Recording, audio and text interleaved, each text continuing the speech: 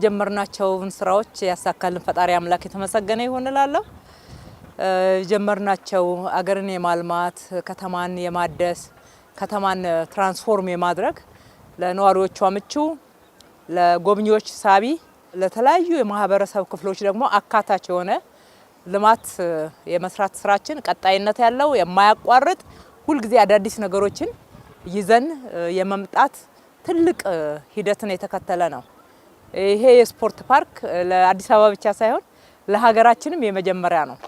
ባለን መረጃ አፍሪካ ላይም እስካሁን ድረስ ሁሉንም የስፖርት አይነቶች በአንድ ቦታ አካቶ እንደዚህ የያዘ የስፖርት ማዕከል ወይም ደግሞ ፓርክ ልናገኝ አንችልም። የተወሰኑ አካተው ያዙ አሉ። ሁሉንም አይነት የስፖርት አይነት አካቶ የያዘው ይሄ የኛ መሀል ካዛንቺስ ላይ የተሰራ ታሪካዊ የሆነ የመጀመሪያው የስፖርት ፓርክ ነው ማለት ነው። ወደ 5.7 ሄክታር መሬት ላይ ነው የተሰራው። እነኚህ የተገነቡት የስፖርት ፋሲሊቲዎች ወይም ደግሞ የስፖርት መሰረተ ልማቶች በዋናነት ኢትዮጵያን ወርቅ ያለበሷትን ባንዲራችንን በዓለም አደባባይ ከፍ ያደረጉ በተለያየ በማይገባን ስም ዓለም ላይ የታወቅንበትን በአዲስ ክብር እንዲሻር ያደረጉ የአትሌቶቻችን ክብር መገለጫ ፓርክ ጭምር መሆኑ ነው።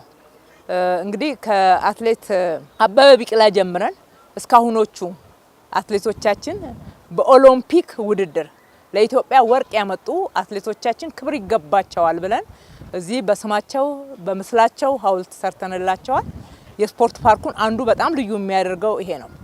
ይሄ የክብር ሐውልት አንደኛ ለሀገር ክብር ምክንያት የሆኑትን ማክበር ነው።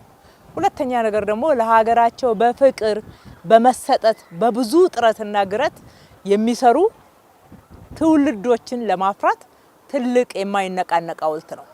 የማይነቃነቅ ከትውልድ ትውልድ አስተማሪ አነቃቂ ሌላ ራዕይ አሰናቂ የሆነ ሐውልት ነው እዚህ የተሰራው። በዚህ ሐውልት ዙሪያ የምታዩት የመሮጫ ትራክ ነው ያለው። አትሌቲክስ ላይ ወይም ደግሞ ኦሎምፒክ ላይ የኢትዮጵያ ባንዲራ ከፍ ያለው በሩጫ ስለሆነ የሩጫ ትራኩ ራሱ እሱን ይዘክራል ማለት ነው። የሩጫ ትራኩን ወደ 800 ሜትር ነው ከበውት ዙሪያውን አሉ ማለት ነው ከግራ ከቀኝ።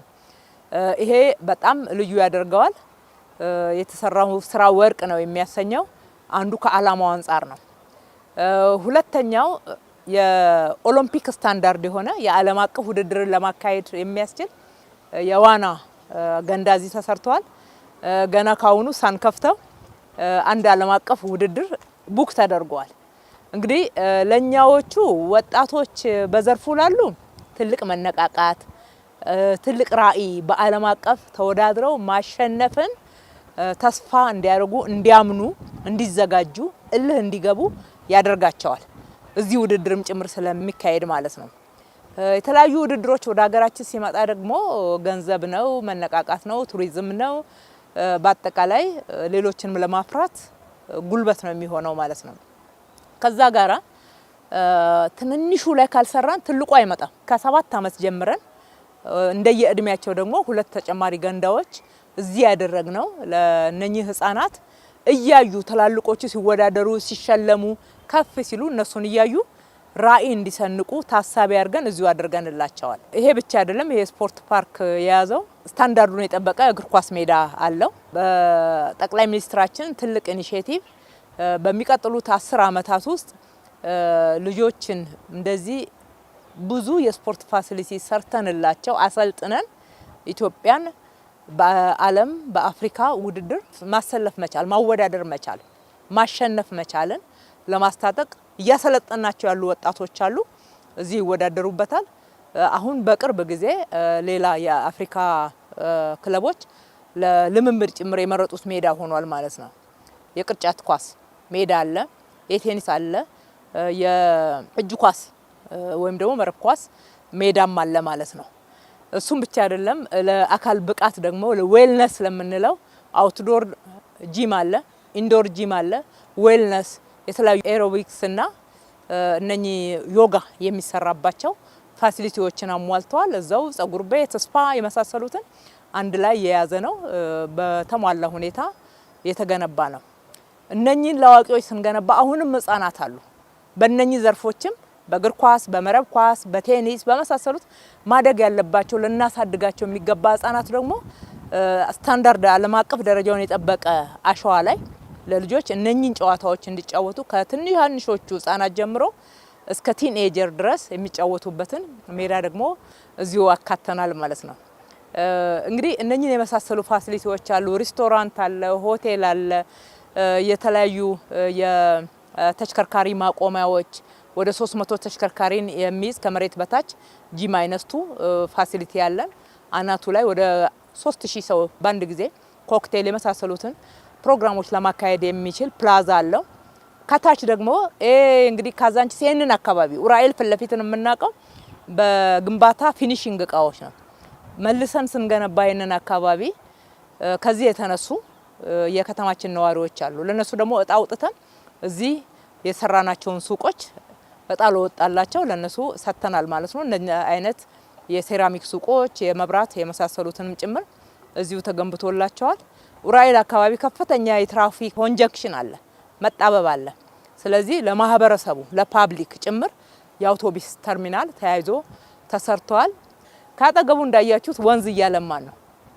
የግንፍሌ ወንዝ ከቀበና ጋር እስከሚገናኝበት ድረስ የለማው ለአካባቢው ደግሞ ልዩ ጸጋ ልዩ ውበት አላብሶታል። እንግዲህ በአጠቃላይ ይሄንን ፓርክ ስንናገር ሁሉንም አካቶ የያዘ አካታች ልማት ለማህበረሰባችን ለህዝባችን ያለንን ክብር የሚያሳይ ወደፊት ደግሞ ትውልድን ለመገንባት ያለንን ሩቅ ያለምነውን ራዕይ የተመለከተ የኢትዮጵያን አሸናፊነት በሁሉም ዘርፍ ለማስቀጠል መነሻ የሚሆን ግብአትም የሚሆን ትልቅ ራዕያችንን ደግሞ የምንተገብርበት ስፍራ ነው ማለት ነው።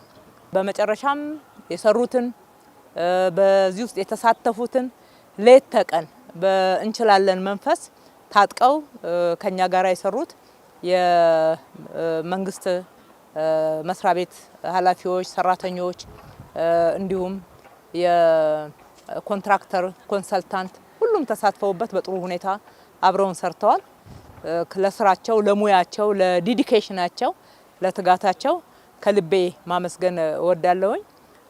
የከተማችን ነዋሪዎች ደግሞ እንኳን ደስ ያላችሁ። አዲስ ግብአት ልዩ የሆነ ከዚህ በፊት ከተማችን ላይ የሌለም ተጨምሮላችኋልና ኑ ተጠቀሙበት። የጋራ ሀብታችን ነው ማለት እወዳለሁ። በተለይ ለወጣቶችና ለህፃናት ይህንን በማቅረባችን ልዩ ደስታ ይሰማናል። እጅግ አድርጌ አመሰግናለሁ። ፈጣሪ ኢትዮጵያና ህዝቦቿን ይባርክ ማለት እወዳለሁ።